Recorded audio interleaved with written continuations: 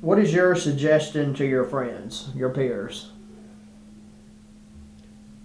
Same thing I was just saying, pretty much. I feel like, to my peers, it's a wicked generation. You know, I know that a lot of people are getting in very heated debates. I see it in my Facebook groups, social media sites. It's crazy when you start talking about homosexuality. People get very offended.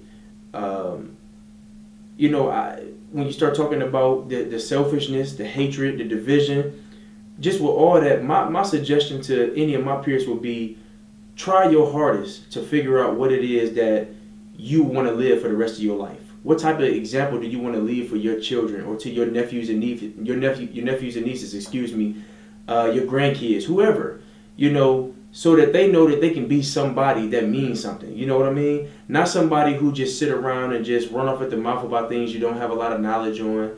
If you have a small business or if you have a job that you really love, invest into yourself. Try to get promoted to the highest level and see how influential you can be to inspire the next man or the next woman.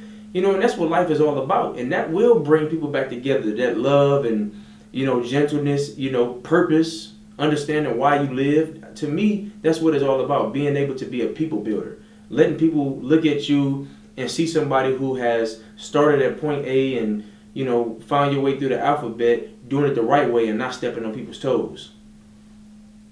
Another thing that I would suggest to my peers is, investing into yourself. You want to own something. If you work a job for 20 years, there's nothing wrong with that. I've heard many business people say, there's something wrong with having jobs. I build companies with the passion to be able to help families, give people insurance and things of that nature. Obviously, when you do a movie, you build to the point where you can pay actors and actresses for their dreams. But what I would really suggest people to do, other than, as an addition to investing into yourself, is take advantage of lump sums. Because, a lot of people use excuses for why they can't make progress because they lack money. They lack the capital to invest their money into something. But, if you're a woman and you get child support, or if you're a man and you get child support, these are things that you can invest into something that means something more, more valuable than just saying, hey, I make $12 an hour in my job, $20 an hour in my job. Invest into some stock. Take advantage of lump sums as like tax refunds, school refunds, school loans, student loans. These things could be put into some positive effect as far as investing and sacrificing, not having some of the material things you want to be able to invest into more valuable things that cost money that'll pay off later. You say, hey, I want to be a multimillionaire 5 years from now. I want to be, a guy who can pay off my home and 2 years from now, pay cash.